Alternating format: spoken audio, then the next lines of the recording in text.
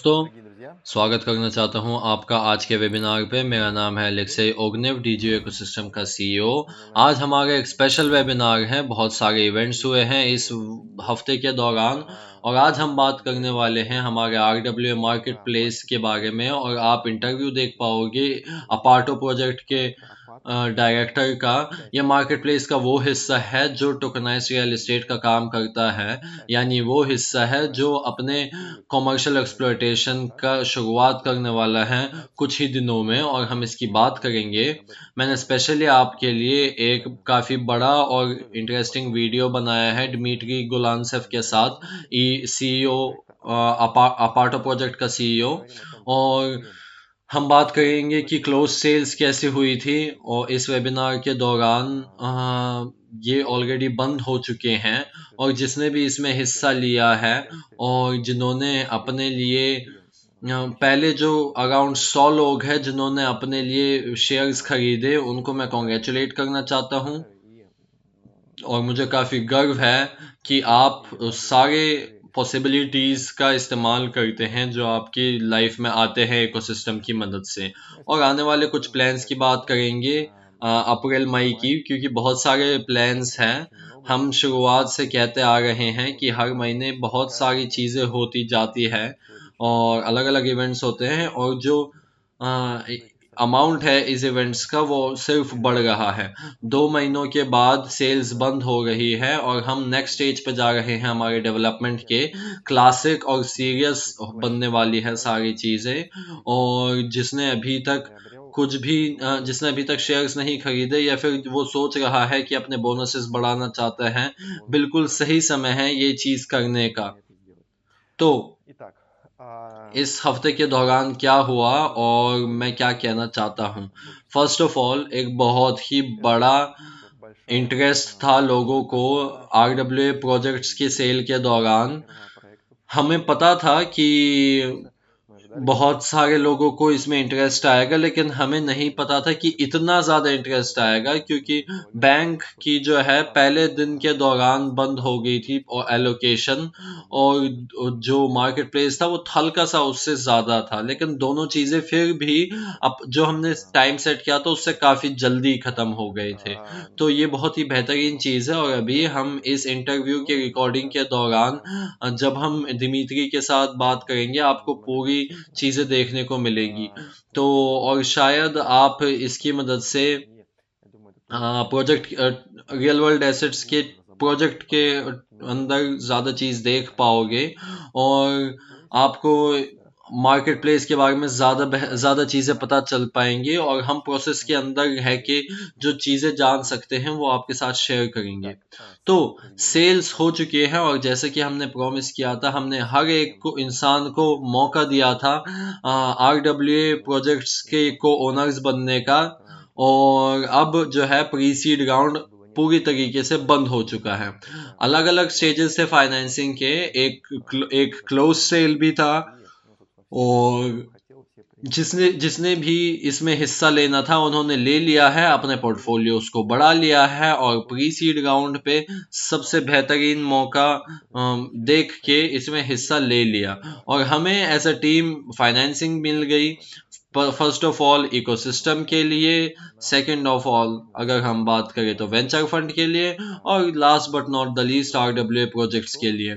और हम हमेशा गर्व के साथ कहते आ रहे हैं कि हम रेडी है मार्केट प्लेस और बैंक का एमवीपी लॉन्च करने के लिए। बैंक के अंदर हमारे डिपॉजिट स्टार्ट हो चुके हैं, और मई में एक इंटरेस्टिंग प्रमोशन होगा इन प्रोडक्ट्स से रिलेटेड। यानी हम हर एक इंसान को जो इसका ये टेक्निकल सोल्यूशन प्रमोट करना चाहते हैं उनको ऐसा मौका देंगे, और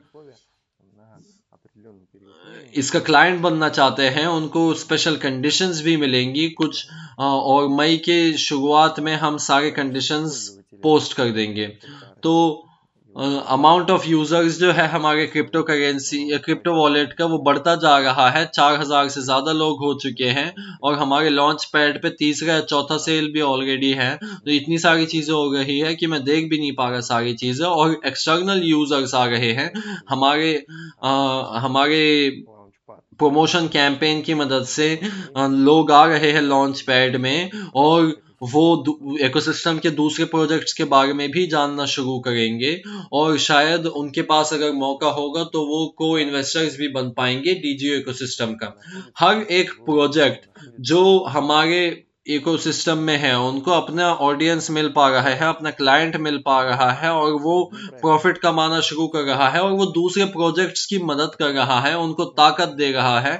और यही अप्रोच इकोसिस्टम अप्रोच है और जिस चीज की और हम जा रहे थे 2019 से जब एक आइडिया आया था और अभी टेक्निकल इम्प्लीमेंटेशन हमें 2024 में देखने को मिल रही है और इस चीज का हमें बहुत ज्यादा गर्व है और हम इस चीज पे काम कर रहे हैं आगे।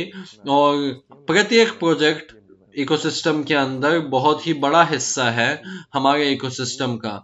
अगर वो एक आइडिया के अगर वो एक आइडिया से एक कमर्शियल प्रोजेक्ट बन पा रहा है तो अपना उसको ऑडियंस भी मिल पा रही है, अपने सर्विस भी मिल पा रहे हैं और दूसरे प्रोजेक्ट्स को ताकत दे पा रहा है।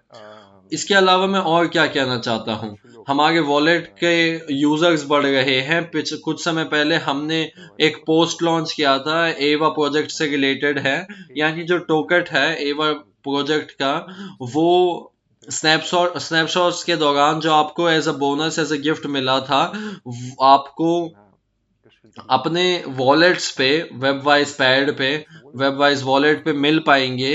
और मई में हम धीरे धीरे एप्लीकेशंस एक्सेप्ट करना स्टार्ट करेंगे, इसलिए आप अपना वॉलेट जरूर खोलिए। ये बिल्कुल एक बटन क्लिक करने पे हो सकता है, बहुत कंफर्टेबल है और टेलीग्राम बोट के अंदर ये चीज होती है और फ्यूचर में 1.5-2 महीने बाद आप इसका डेवलपमेंट देख पाओगे और आपका अकाउंट एक एप्लीकेशन में बदल जाएगा और आपको एक्स्ट्रा चीजें भी करने का मौका मिलेगा। तो मई की शुरुआत में आप एप्लीकेशन दे पाओगे ताकि हम एक लिस्ट बना सके और उन लिस्ट में आप सबको टोकन दे पाओगे जो आपको स्नैपशॉट्स के दौरान मिले थे। टोकन्स आपको ऑब्वियसली प्रोजेक्ट के टोकनोमिक्स के अनुसार मिलेगी, इसलिए आप उसको स्टडी कीजिए और आप देखिए कि किस टाइम पीरियड पे आपको आपके टोकन अनलॉक होना शुरू करेंगे।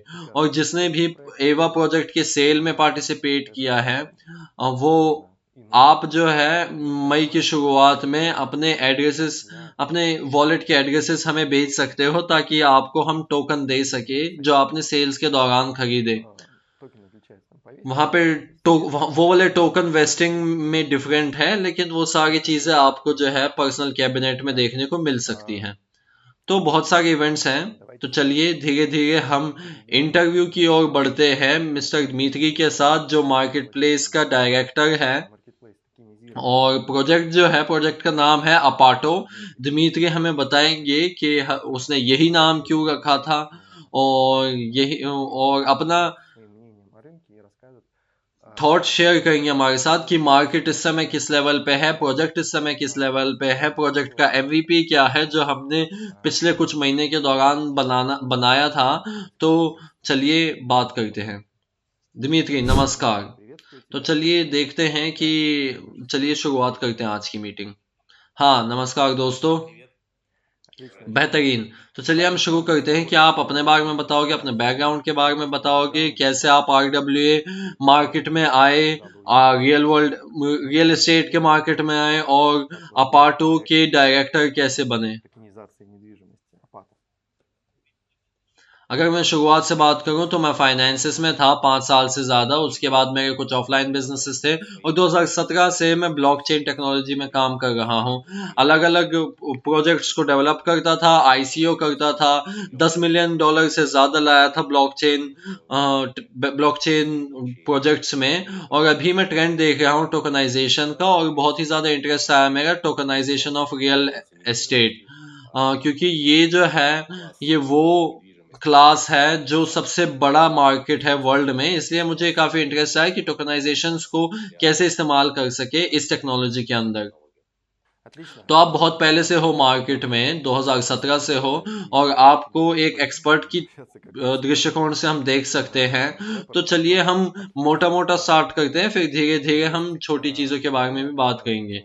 तो अगर हम रियल एस्टेट की टोकनाइजेशन की बात करते हैं, जिसका नाम रियल वर्ल्ड एसेट्स है, तो आप जो इस मार्केट में हो, अगर हम रियल वर्ल्ड एसेट्स की बात करते हैं, टोकनाइजेशन की बात करते हैं, तो ये किस ओर बढ़ रहा है, ये मार्केट किस लेवल पे है, और अपना शेयर कीजिए हमारे साथ आपके थॉट्स। रियल वर्ल्ड एसेट्स का टोकनाइजेशन पॉसिबल हुआ था जो मासेस में, जब ब्लॉकचेन टेक्नोलॉजी आई थी। पहली डील्स जो है 2017 में स्टार्ट हुई थी। एक बिल्डिंग थी मैनहट्टन में जो $30 मिलियन की बिकी थी। लेकिन टोकनाइज हम ना सिर्फ रियल एस्टेट को कर सकते हैं, लेकिन हम कुछ भी एसेट कर सकते हैं। ये गोल्ड हो सकता है, ये हमारा डायमंड हो सकते हैं इत्यादि, और कुछ अनमटीरियल एक्टिव भी हो सकते हैं, जैसे कुछ सिक्योरिटी पेपर्स और कुछ करेंसीज, कुछ भी चीजें जो फाइनेंसिस से रिलेटेड है। तो ये मार्केट बहुत ही ज़्यादा डेवलप हो रही है। अगर इससे पहले हमारे पास एक यूरिडिशल बेस नहीं था इस टेक्नोलॉजी के लिए, तो अभी बहुत सारे लॉज इम्प्लीमेंट हो रहे हैं यूएसए में, यूरोपियन यूनियन में, जिसकी मदद से हम अलग अलग क्लास के एसेट्स को टोकनाइज कर सकते हैं, और इसकी मदद से हम स्पेशल चीज़ें ला सकते हैं इन्वेस्टर्स के लिए और रियल एस्टेट के ओनर्स के लिए। तो अगर हम हाईलाइट करें तो ये बिल्कुल हर एक दूसरी टेक्नोलॉजी की तरह है जो इंसान की मदद करता है जिंदगी को आसान करने में।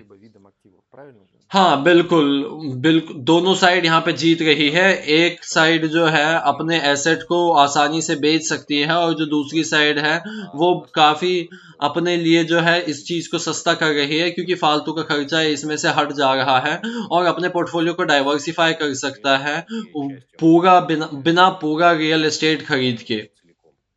अगर हम रियल वर्ल्ड एसेट्स समझ गए हैं, तो चलिए अब हम रियल एस्टेट की बात करते हैं, यानी टोकनाइज रियल एस्टेट।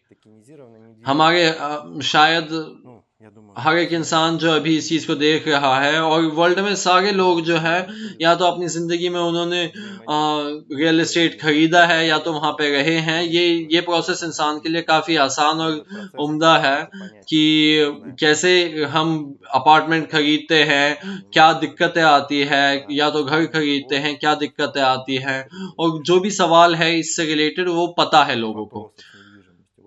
क्यों आपने टोकनाइज रियल एस्टेट का फील्ड में काम करने स्टार्ट किया था, और क्या प्रॉब्लम्स जो है आप इस चीज में सॉल्व कर रहे हैं?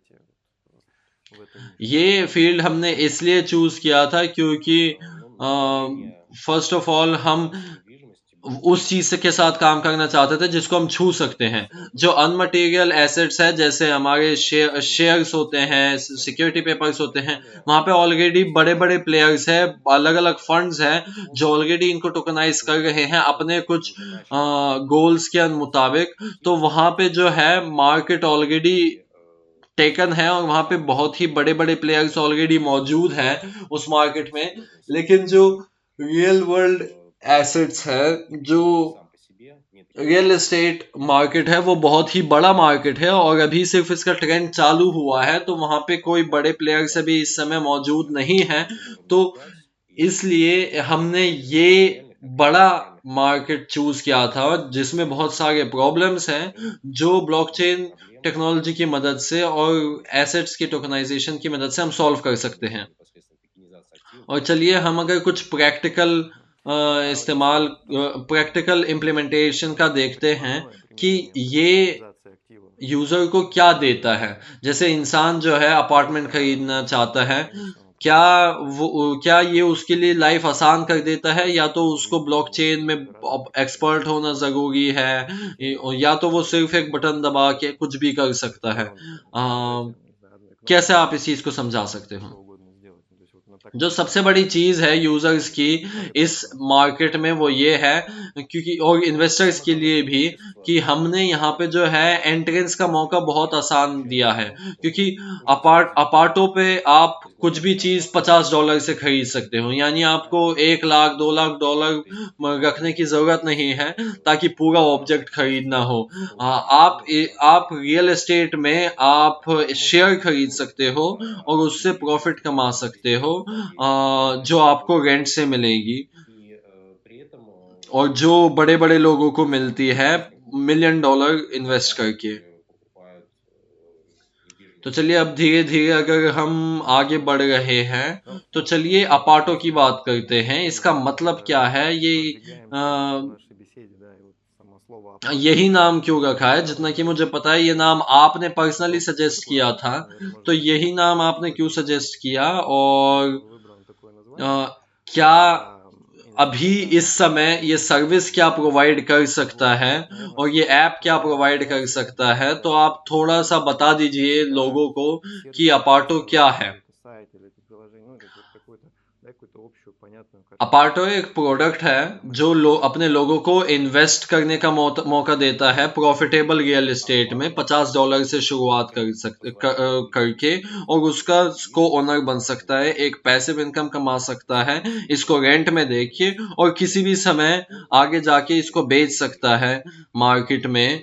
तो हम इससे कई सारे प्रॉब्लम सॉल्व कर रहे हैं। फर्स्ट ऑफ ऑल हम ये सॉल्व कर रहे हैं कि जो बड़ा अमाउंट चाहिए होता था लोगों को, हम डेमोक्रेटाइज कर रहे हैं इस चीज को। $50 से कोई भी इंसान इन्वेस्ट कर सकता है।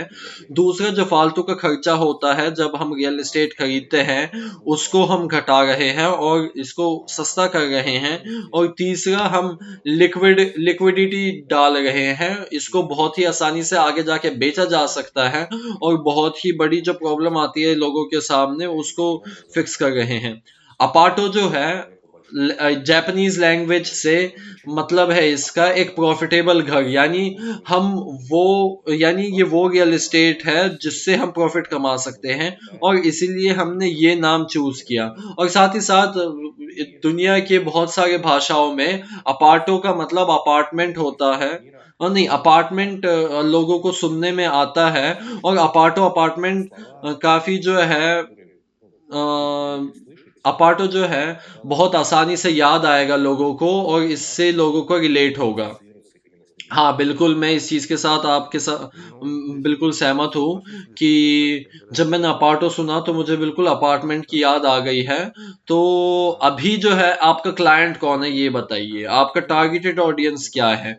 क्या ये वो लोग हैं जो इन्वेस्टमेंट करना चाहते हैं लेकिन उनके पास पूरा अमाउंट नहीं है? क्या ये एक लौता टारगेटेड ऑडियंस है, या फिर और भी लोग हैं जो इसमें, जिसको अपार्टो जो है, अपार्टो जिनकी ओर बढ़ता है? अभी आपने बिल्कुल सही बोला कि हमारे पास हमारे जो यूजर्स है वो इन्वेस्टर्स है जो अपने पोर्टफोलियो को डाइवर्सिफाई करना चाहते हैं, यानी बहुत ही लो रिस्क पे वो वो लोगों को प्रॉफिट ला सकते हैं रेंट से। और हमारे पास एक B2B कैटेगरी भी है, ये वो क्लाइंट्स हैं जिनको जो फाइनेंशियल सपोर्टर्स है या फिर एक्सपर्ट्स है जो रियल एस्टेट मार्केट में काम करते हैं, तो उनके पास अपने क्लाइंट्स है, अपने इन्वेस्टर्स है जो डाइवर्सिफाई करना चाहते हैं अपने इन्वेस्टमेंट पोर्टफोलियो को, और वो हमेशा कुछ नए नए इंस्ट्रूमेंट्स की खोज में रहते हैं जो अपने क्लाइंट्स को प्रोवाइड कर सकते हैं। तो हम, मेरे ख्याल से हमारे पास एक बहुत ही अच्छा इंस्ट्रूमेंट है जो लोगों को रिस्क कम करने का मौका देते हैं पोर्टफोलियो का, और डाइवर्सिफाई करने का मौका देते हैं, और पैसिव इनकम कमाने का मौका देते हैं। और इसके अलावा जो है शेयर्स का प्राइस भी बढ़ता है, यानी पोर्टफोलियो का प्राइस भी बढ़ता है। तो इस चीज में ब्लॉकचेन टेक्नोलॉजी का क्या रोल है, यानी हमारे जो ऑडियंस है इस समय वो देखना चाहते हैं कि इसका टेक्नोलॉजिकल कंपोनेंट्स क्या है इसके नीचे, और इस सर्विस के नीचे क्या छिपा हुआ है, कि अगर हमने ब्लॉकचेन और रियल वर्ल्ड एसेट्स की बात की थी, तो चलिए प्रोसेसेस की बात करते हैं कि अंदर क्या चल रहा है इस प्रोसेस के अंदर। ब्लॉकचेन क्या रोल है ब्लॉकचेन का, इसकी मदद से क्या पॉसिबल हो रहा है, क्या आसान हो रहा है ब्लॉकचेन टेक्नोलॉजी की मदद से। और शायद आप कुछ बोल सको हमारे लिए, शायद कोई चेन हो फ्रॉम द मोमेंट कि आप कि आप खरीदना चाहते हो और आप डील को खत्म करना चाहते हो, तो आप इसको डिस्क्राइब कर सकते हो। हाँ, मैं ये भी कह सकता हूँ कि आप खरीदने से पहले भी आपको कुछ एक्शन लेने होंगे। अभी मैं बताता हूँ कि क्या करना होगा। फर्स्ट ऑफ ऑल हम एक रियल एस्टेट चूज करते हैं, यानी हम एक मार्केट चूज करते हैं, क्योंकि ये ग्रोइंग मार्केट है। तो हमें एक जगह ढूंढनी है जहाँ पे ये लोग हैं। हमें ओनर से बात करनी है कि हम इनका रियल एस्टेट खरीदेंगे। फिर हम डाओ के रूप पे नायरोबी में यूएसए में इसको रजिस्टर करते हैं, क्योंकि डाओ के रूप में हम वहां पे इस चीज को कर सकते हैं। तो डाओ क्या है बेसिकली, डाओ की मदद से हम ब्लॉकचेन लाते हैं, एक स्मार्ट कॉन्ट्रैक्ट को रजिस्टर करते हैं जिसके अंदर ऑलरेडी इसका प्राइस है इस ऑब्जेक्ट का। और हम टोकनाइजेशन के प्रोसेस को आगे बढ़ाते हैं और हम इतने टोकन निकालते हैं ताकि 50-50 डॉलर के निकालते हैं, ताकि एंड तौर पे वो इसका पूरा जो है प्राइस बन जाता है। और स्मार्ट कॉन्ट्रैक्ट जो है जब हम रजिस्टर करते हैं तब बनता है, और जब आप खरीदना चाहोगे इस टोकन को, ऑलरेडी जुडिशियली सारी चीजें रजिस्टर्ड होंगी, डाउ होगा, और आप जब भी 1, 2 या 10 टोकन खरीदते हैं, आप एक हिस्सा ले रहे हैं उस रजिस्टर्ड जुडिशियल फेस में जो यूएसए में रजिस्टर्ड है। और जब हमने पूरा अमाउंट जमा किया है, तब वो यूएसए में वो जो हमने रजिस्ट्रेशन की थी, वो इस रियल एस्टेट को खरीद लेता है, जहां पे आप एज एन इन्वेस्टर हो और को ओनर हो, आपको ये डॉक्यूमेंट मिलता है कि और फिर आपको डॉक्यूमेंट मिलता है कि ये जो हमने कंपनी रजिस्टर्ड की थी वो इस चीज का ओनर है और आप इसका को ओनर हो। तो ये सारी चीजें तब बनती है जब कुछ इन्वेस्टर्स आते हैं। ये रियल एस्टेट तो बहुत पहले से होगी प्रोसीजर। ये इन चीजों को आपके लिए ट्रांसपेरेंट बनाती है, और रिटेल इन्वेस्टर्स के लिए भी मौका देते हैं, जिनके पास बड़े बड़े अमाउंट्स नहीं है उनको मौका देते हैं इसमें हिस्सा लेने का। और सारे ट्रांजैक्शंस, सारी चीजें, टोकन कहाँ से कहाँ जा रहा है, वो जो इंसान डाओ में है, वो सारी चीजें ट्रांसपेरेंट है, ये सारी चीजें देखी जा सकती है। और यहाँ पे कोई किसी को झूठ नहीं बोल सकता, यहाँ पे किसी का काटा नहीं जा सकता, और हर एक स्टेप के दौरान ये सारी चीजें दिखाई देती है, और इसकी मदद से प्रोडक्ट को हम देख सकते हैं और छू सकते हैं। और हाँ, बिल्कुल सही कह रहे हो आप, और इंसान को बहुत अच्छा लगता है जब उनके साथ ऑनेस्टी होती है। और अपार्टो पे अगर हम आते हैं तो मेरे ख्याल से हम रियल लाइफ में हम रियल एस्टेट दे सकते हैं, एक बटन क्लिक कर सकते हैं, और हमारे ये वो चीज़ है जो हमारे यूजर्स को जाननी ज़रूरी है, और ये बहुत ही महत्वपूर्ण इंफॉर्मेशन है उनके लिए। और ये सारी चीज़ें हम इसलिए करते हैं ताकि हम इंसान की ज़िंदगी को आसान कर सके, ऑनेस्ट कर सके और ट्रांसपेरेंट कर सके। ये बहुत ही अच्छी चीज़ है एक्चुअली। एक और सवाल आया मेरे पास इस समय, कि ये जो टोकनाइजेशन है, ठीक है, रियल एस्टेट की, ये एक नया इंडस्ट्री है ना। तो इस चीज़ में हम अभी आ रहे हैं बस। तो आप अभी बिल्कुल फ्रंट पे हो इस इंडस्ट्री के और आप इस मार्केट को बना रहे हो, तो हमेशा कुछ ना कुछ प्रॉब्लम्स आती है। जैसे जब गाड़ियां आई थी, वो लोग थे जिन्होंने बोला था कि नहीं, हमें गाड़ियों की जरूरत नहीं है जिंदगियों में, इनको हटाओ। जब जब लाइट्स आई थी, बल्ब्स आई थी, तब भी उनको कई साल लगे थे इम्प्लीमेंट करने में। एडिसन ने इस पे काम किया था, दसों साल लग गए थे। और एरोप्लेन्स आए थे, तब भी प्रॉब्लम्स आई थी। तो जो अभी रियल एस्टेट है और इसकी टोकनाइजेशन है, उसको क्या दिक्कतें देखने को मिल रही है जब हम इस पे काम कर रहे हैं। तो शायद लोगों को या तो नहीं पता है इन प्रोसेसेस के बारे में, कुछ स्पेसिफिक्स के बारे में नहीं पता है, लोग इस पे काम नहीं करना चाहते हैं। तो आप वो इंसान हो जो फ्रंट पे हैं, जो इस मार्केट को फॉर्म करते हैं, आपको क्या दिक्कतें देखने को मिल रही है और क्या इन प्रॉब्लम को सॉल्व करने पे काम हो रहा है या नहीं हो रहा है। चलिए इस और देखते हैं। चलिए हम देखते हैं। मेरे ख्याल से जो प्रॉब्लम्स है वो पार्टनर्स के साथ काम करने पे नहीं है। हम जो कंस्ट्रक्शन कंपनी है, उनको तो बहुत ही ज्यादा मजा आता है इन चीज के बारे में। उनको इस चीज को जानने की जरूरत भी नहीं है, उनको कोई मतलब भी नहीं है। हम उनको पेमेंट मिल रही है हमारे से, और उनको इस सब चीज को जानने की जरूरत भी नहीं है। उनको उनको बस लोगों से पैसे का मतलब है, और वो हम उनको दे रहे हैं, दैट्स इट। उनको आगे कुछ जानने की जरूरत नहीं है। और डाओ को समझना और ब्लॉकचेन टेक्नोलॉजी को समझना कोई जरूरत नहीं है यूजर्स को।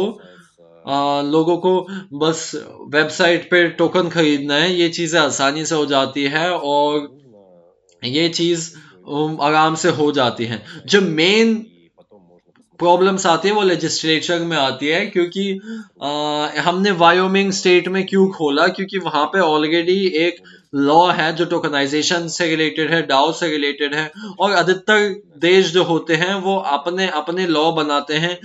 कहीं कहीं पे वो इस चीज को बंद कर रहे हैं, कहीं कहीं पे वो उनको मौका नहीं दे रहे हैं इस चीज में एंटर करने का। तो एक यूनिफाइड लेजिस्लेचर नहीं है जहां पे, जिसकी मदद से हम एक स्कीम के साथ किसी भी देश में घुस सकते हैं और वहां पे रियल वर्ल्ड एसेट्स को खरीद सकते हैं। अभी हम इंडोनेशिया में काम कर रहे हैं, इंडोनेशिया में ये चीज अच्छी चल रही है। लेकिन अगर हम यूरोपियन यूनियन की बात करते हैं, तो यूरोपियन यूनियन में हमें बिल्कुल अलग तरीके से हमें काम करना होगा, क्योंकि वहां पे पूरा स्ट्रक्चर ही अलग है लेजिस्लेचर का। और इन डील्स को करने में हमें बहुत दिक्कतें आ सकती है वहां पे। तो यही की प्रॉब्लम है। और अगर हम बात करें कि जैसे मेन प्रॉब्लम की, तो यही है, जुडिशियल प्रॉब्लम ही मेन प्रॉब्लम है। और ये वो देश है, अलग अलग देशों के साथ हमें काम करने की जरूरत पड़ती है। और ये डिसीजन हमने लिया, और बहुत सारे अलग अलग डिसीजन हैं। तो जुडिशियल फैक्टर जो है, जो लेजिस्लेटिव से रिलेटेड है, वो सबसे मेन प्रॉब्लम है। और इस चीज पे हमें काम करना है। और जब इस पे काम होता रहेगा, इस मार्केट में ज्यादा से ज्यादा खिलाड़ी आना शुरू करेंगे। बढ़िया। तो हम देख रहे हैं कि बाइनेंस के साथ क्या हो रहा है और अलग अलग बड़े बड़े फॉरेक्सेस के साथ क्या हो रहा है। तो सवाल जो है कि यूएसए के लोगों के साथ हम क्यों नहीं काम कर पा रहे हैं, वो बिल्कुल सब लोगों को समझ आ रहा है ये सारी चीजें। अभी हम इस इंटरव्यू को रिकॉर्ड कर रहे हैं अपार्टो के लॉन्च से पहले, फर्स्ट सेल्स से पहले। और चलिए आप बताइए कि ये चीजें कैसे होगी, कब हमारे पहले यूजर्स जो है अपने पहले टोकन्स को खरीद सकेंगे। ये चीज लोगों को बताइए, इंफॉर्मेशन शेयर कीजिए हमारे साथ। अभी हम काम कर रहे हैं, एक क्लोज टेक्निकल टेस्टिंग चल रही है एक प्लेटफॉर्म की। और 6 मई को हमारा ऑफिशियल स्टार्ट है। 6 मई को ही क्यों? क्योंकि हम एक इवेंट कर रहे हैं प्रोफेशनल्स के लिए, जो बाली में होगा, इंडोनेशिया में होगा। और 6 मई को ये चीज होगा, और ये एक ट्रेनिंग होगा सेल्स का। वहां पे मार्केट में आने का मौका मिलेगा और ये टोकनाइजेशन एक भविष्य है। तो ये चीज ऐसे बेचना क्यों आसान है, ये सारी चीजें हम बताएंगे और वहीं पे हम सेल्स शुरू कर देंगे जो बाली में है। और इस इवेंट के दौरान 100 एजेंट्स आएंगे रियल एस्टेट के, और उनके एजेंट्स के ओनर्स आएंगे, क्योंकि उनके लिए ये पहला मौका है इस प्रोडक्ट की बेहतरीन साइट्स के बारे में बताने का। और बिल्कुल ये चीज हमारे पार्टनर्स को काफी नई चीजें प्राप्त करने का मौका देती है और इन्वेस्टमेंट पॉसिबिलिटीज ला रही है। आपने बोला कि जो शुरुआत है इस इवेंट की वो सबके लिए होगा, इस इवेंट पर सब लोग आ सकेंगे, या फिर जैसे ये इंटरव्यू अभी कोई इंसान देख रहा है वो आ सकते हैं, या फिर इसके लिए कुछ करना होगा? इस समय हमें सोशल मीडिया को देखना जरूरी है, क्योंकि हम धीरे धीरे सारी इंफॉर्मेशन उस चीज अपने सोशल मीडिया पे डालेंगे, और कौन से ऑब्जेक्ट्स हमारे मार्केट में आएंगे, उनको कैसे खरीदा जा सकेगा, और ऑब्जेक्ट्स को देखना और प्लेटफॉर्म को जानना, ये हमारे सोशल मीडिया के थ्रू हो सकता है। हमारे बारे में आप जान सकोगे और अपने लिए डिसीजन ले पाओगे कि किस प्रोजेक्ट में हम इन्वेस्ट कर सकते हैं। और देखा जाए तो बेहतरीन चीज है कि हमारा इवेंट हो रहा है और कुछ दिनों बाद ही ये इवेंट हो रहा है। तो अगर आपने अभी तक इस चीज को फॉलो नहीं किया है तो बिल्कुल जरूर कीजिए, और अगर आपने अभी तक नहीं फॉलो किया है तो बिल्कुल फॉलो कीजिए। आपने अभी तक कुछ एक्शन, ये एक्शन जरूर लीजिए ताकि आपको इन्फॉर्मेशन जो है सबसे पहले मिले और आप सब बेहतरीन जगह रहोगे। और अगर आप इस इवेंट पे भी आओगे जहाँ पे प्रोफेशनल्स होंगे तो वहां पे आपको बहुत ही अच्छी चीजें देखने को मिलेंगी। धन्यवाद दिमित्री इस इंटरव्यू के लिए। बहुत आसान तरीके से और बहुत ही अच्छी तरीके से आपने सारी चीजें हमें बताई, तो धन्यवाद। हाँ, बहुत बहुत धन्यवाद आप लोगों का, मुझे भी बहुत मजा आया। तो धन्यवाद, शुक्रिया अदा करते हैं दिमित्री का इतने इंफॉर्मेटिव इंटरव्यू के लिए। बहुत ही अच्छा इंटरव्यू था और टेक्नोलॉजिकल इंटरव्यू था, और बहुत ही लाइवली हमने बात की और प्रॉब्लम्स की भी बात की, और प्रोजेक्ट्स उन प्रॉब्लम्स को सॉल्व करने के लिए क्या करता है उसकी भी बात की। क्योंकि हर एक नए टेक्नोलॉजी के पास हमेशा कुछ ना कुछ इम्प्लीमेंटेशन का पीरियड होता है। और अगर हम बल्ब की ही बात करें जिनके बिना हम अभी नहीं रह सकते, और ये सोचिए कि उन्हें उनका भी एक रास्ता था जो उन्होंने तय किया था, एक सफर उन्होंने तय किया था। तो हमेशा ऐसे लोगों के साथ बात करने में मजा आता है जो नई नई टेक्नोलॉजीज को हमारी जिंदगी में लाते हैं। इसलिए इस इंटरव्यू को जरूर देखिए, और दिमित्री ने जो बोला कि हमारे सोशल मीडिया को फॉलो कीजिए, ये चीज जरूर कीजिए और रिएक्शंस डालिए, और क्योंकि ये चीज मदद करती है हमें आगे बढ़ने में इंटरनेशनल लेवल पे भी। और ट्विटर इंस्टाग्राम को फॉलो कीजिए और सारे न्यूज़ देखिए, इंफॉर्मेशन देखिए, क्योंकि वो बहुत ही बढ़िया इंफॉर्मेशन वहाँ पे डालते हैं उन लोगों के लिए जो इस चीज़ में हिस्सा लेना चाहते हैं, जो इस चीज़ में पार्टिसिपेट करना चाहते हैं, और इस मार्केट से रिलेटेड जो भी एक्शन लेने हैं उस चीज़ से रिलेटेड कुछ जानना चाहते हैं। और अगर हम इन्वेस्टर्स की बात करते हैं, सारे प्रोजेक्ट जो है डीजीयू के अंदर, ये एक बहुत ही सही पोजीशन है जिसको हम सपोर्ट करना चाहते हैं, और आप भी इसको सपोर्ट कीजिए।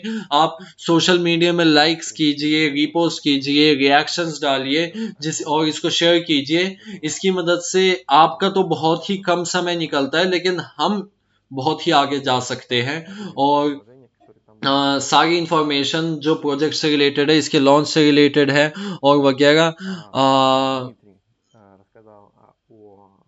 दिमित्री ने हमें बहुत सारी चीज़ें बताई, इंडोनेशिया के बारे में बताया जो जहाँ पे इवेंट होने वाला है 6 मई को, और इसके अलावा इन्वेस्टमेंट फोरम भी होगा डीजीयू इकोसिस्टम का, वो इन्हीं डेट्स के दौरान होगा। और हम इसके लिए अभी तैयार हो रहे हैं। तो जैसे कि दिसंबर में हुआ था पिछले साल के अंत में, इस फोरम के बाद हम आपके साथ एक लाइव स्ट्रीम करेंगे जिसमें हम लेटेस्ट न्यूज़ आपके साथ शेयर करेंगे, और अलग अलग प्रीमियर्स भी होंगे जहां पे हम सारी चीज़ें बताएंगे, और कुछ नोटिसेस होंगे जो हम आपके साथ शेयर करेंगे।